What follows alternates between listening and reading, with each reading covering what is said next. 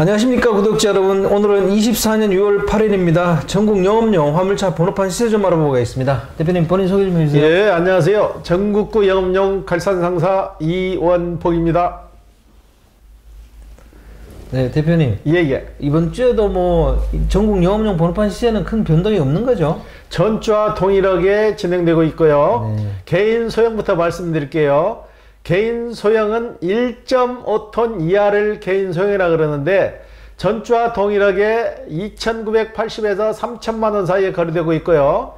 개인 중형은 1.5톤 초과 16톤 이하. 예, 개인 중형은 전주와 동일하게 2,700에서 2,750세에 거래되고 있습니다. 개인 대형은 3,500만원, 개인 25톤은 3,700만원, 일반 25톤은 3,800만원, 출애라는 6,500만원, 일반 5톤은 3,300만원, 일반 11톤은 3,600만원, 덤프 5톤은 3,700만원에 거래되고 있습니다. 그런데 개인 소형 중에서 전기차로 가는 남반을 자꾸 올려달라고 그러는데 네네네. 전기차로 가는 남반은 TO가 나오질 않기 때문에 일반 소형 남바를 사서 부착하는 수밖에 없는데 전기차 남바가 간혹 나오게 되면은 현 시가보다 150에서 200 정도 싸시다고 보면 돼요. 예. 그건 왜 그렇습니까? 전기차 같은 경우에는 한번 전기차로 가면은 그 다음부터는 전기차로밖에 못 가는 거예요. 그 차가 노후되거나 고장이 났을 때 다른 차로 바꿨을 때도 또 똑같이 전기차로 바꿔 갈 수 없다는 거죠.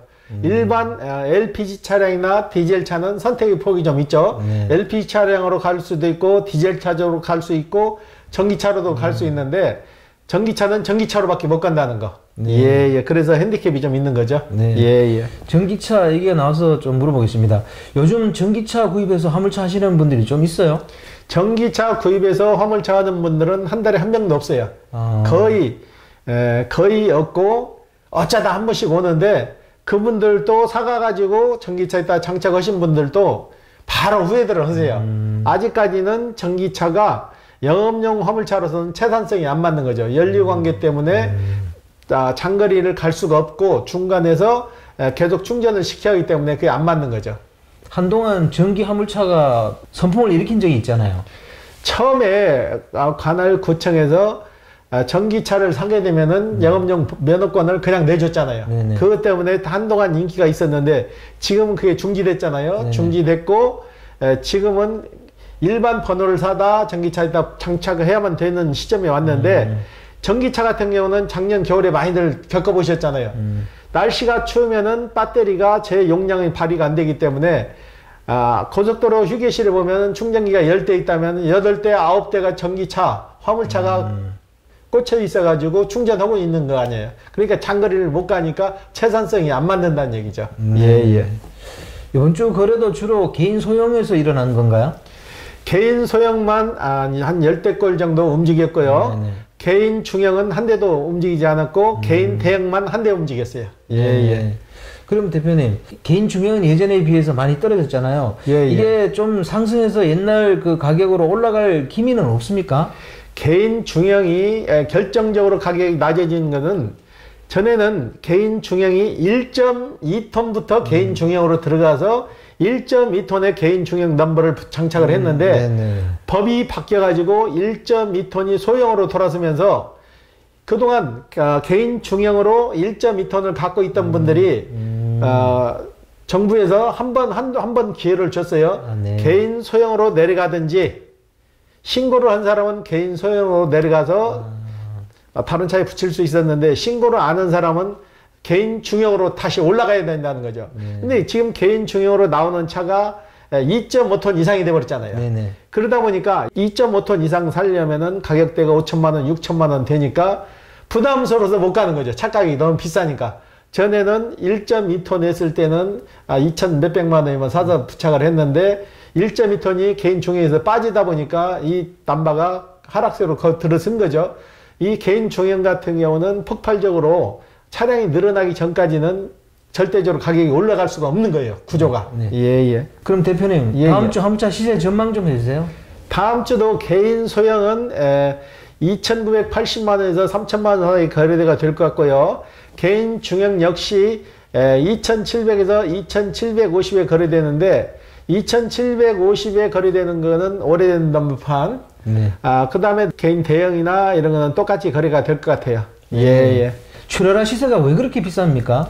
출애라 같은 경우는 대수가 많이 있는 게 아니고 네네. 총량제예요. 네네. 정해진 대수에서 사고팔고를 하기 때문에 네네. 당연히 오를 수밖에 없어요.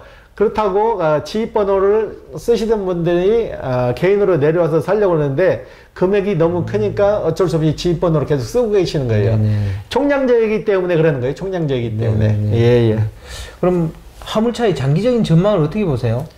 화물차 장기적인 전망은 어제도 저희한테 95년생이 처음에 시작할 때는 큰 마음을 두고 와서 저희한테 구매를 해가지고 딱 6개월 딱 채우고 오셔서 와서 왜 벌써 파냐 그랬더만 돈벌이도 되고 장거리도 가도 돈은 되는데 이걸 사가지고 여자친구하고 헤어졌다는 얘기예요.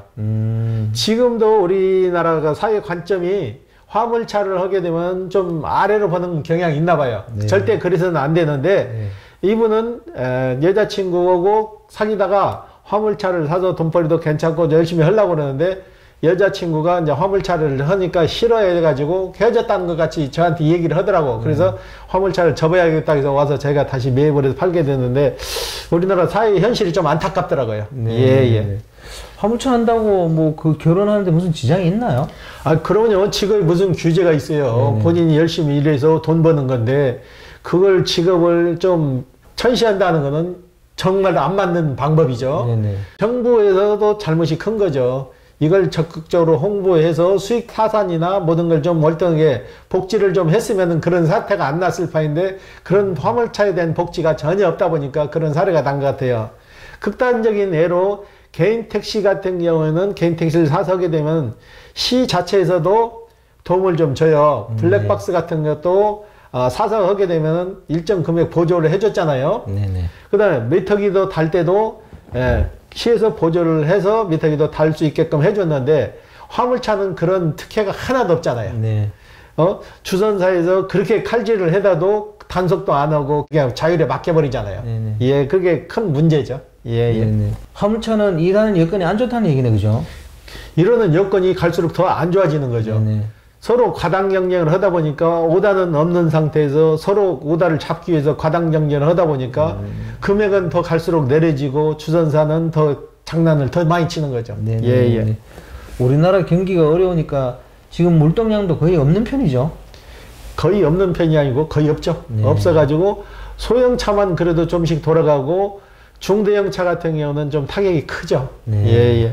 그러면 앞으로 소형차 위주로 이렇게 화물차 하시려는 분들이 선택하는 게 가장 바람직한 건가요? 일단 나이도 좀 고려를 하셔야 되는데 지금 상태에서는 중대형 차는 초보자들이 하기에는 좀 부담스럽죠. 일단 차량 가격도 좀 비싸고 일머리에 대한 것도 잘 모르잖아요. 일에 대한 일반적인 상식이 있으면은 쉽게 본인이 무슨 일을 택해서 일을 할 수 있겠지만은 그런 거 경험도 없고 초보자들은 그래서 막연한 두려움이 많이 앞서는 거죠. 그럼 여기서 이번 주 거래건하고 저번 주 거래건 비교 좀 해주십시오. 개인 소형은 전주에 7대, 8대 정도 매매가 됐고요. 개인 중형은 한 대도 매매가 안 됐고 개인 대형만 한 대가 매매가 됐어요. 그럼 이번 주 거래건의 특징이나 거래건 중에 기억에 남는 건 있으면 얘기 좀 해주십시오. 안산에 사시는 분인데 직장 생활을 오래 하시다가 회사를 이제 관두고 나와서 하려고 직장을 그동안 일용직으로 해서 많이 전전을 하셨나 봐요. 그래서 최종적으로 소형 화물을 사가지고 이제 시작을 하시는데 이분 같은 경우는 5천만 원 정도가 전 재산이라고 그러더라고요. 거기에 맞게 차를 사가지고 가셔서 어제 다 마무리가 됐는데 이분도 그 두려움이 많이 앞서더라고. 이걸 할지 안 할지 모르겠다. 지금 다른 데서 일자리가 또 2군데에서 전화가 와가지고 이거를 관할 구청에다가 휴업 처리를 하고 그 직장에 다시 들어가서 해야 될 건지 이걸 적응해서 해야 될 건지 잘 모르겠다고 그러더라고. 그래서 일단 사신 거니까 정 자신이 없으면 와서 선탑도 해보시고 일단은 일을 해보셔라. 일을 해서 안 되면 그 후에 다시 취직해도 되지 않냐. 그래서 제가 설득을 해서 보냈는데 일은 하면 잘 하실 것 같더라고요. 아드님하고 같이 오셨는데 본인이 처음에 각오를 가지고 시작했던 거고 다시 이제 일을 시작하려고 하니까 그냥 막막한 두려움이 앞서니까 그러는 것 같더라고요. 예. 화물차를 처음 시작하시는 분들이 많이 갈등하는 부분이 뭐예요? 일단 일에 대한 두려움이죠. 초보자들은 와가지고 내가 무슨 일을 어떻게 해야 되며 무슨 차를 사야 되며 그런 차를 샀더라도 일에 대한 막연한 두려움이 많죠. 어떻게 일을 해야 될 건지. 그런데 이분들도 한 3개월만 그 시기를 넘겨주면 3개월만 지나면 박사가 돼요.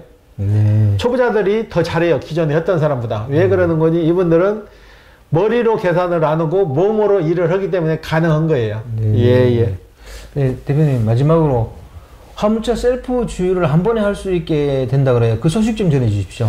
그동안은 주유소 가면은 요즘 인건비 관계로 해가지고 셀프 주유소가 거의 90% 거의 100% 다 돌아섰잖아요. 근데 대형차 같은 경우에는 셀프 주유소 가면은 이 리터가 한정이 딱 돼 있어요. 소방법에 의해서.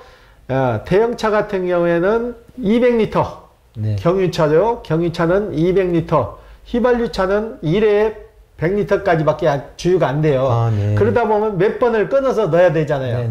그걸 하반기부터는 이게 개정이 될 거예요. 경유차 같은 경우에는 200리터에서 600리터로 확대가 되는 거죠. 그리고 시간제로 따지면은 주유 시간이 4분에서 12분으로 연장이 되는 거죠. 그러니까 대형차 하시는 분들한테는 좀 획기적인 거죠. 진작 이런 건 계산돼야 될 건데 좀 늦은 감은 있지만 그래도 계산된다 하니까 다행이죠. 희한한 법이 있었네요. 이거 한꺼번에 기름을 많이 넣다 보면은 아무래도 화재 위험 때문에 그런 것도 있었는데 주유하다가 화재 났다는 애는 극단적인 거잖아요. 거의 없는데 너무나 조바심이 앞서간 거죠. 오늘 인터뷰 감사드립니다. 네, 구독자 여러분, 오늘은 24년 6월 8일입니다. 여전히 화물차 번호판 시세는 변동이 없고요. 화물차 처음 하시려는 분들은 여러 가지를 체크하신 다음에 물론 갈등도 생기겠지만 모르시면은 이런 매매상사 하시는 분들한테 문의도 하시고 찾아오셔가지고 차도 한 잔 마시면서 정보를 좀 구하면 좋겠습니다. 자, 호화제는 다음 주에 또 다른 주제로 구독자 여러분 찾아뵙겠습니다. 안녕히 계십시오. 호호아지였습니다.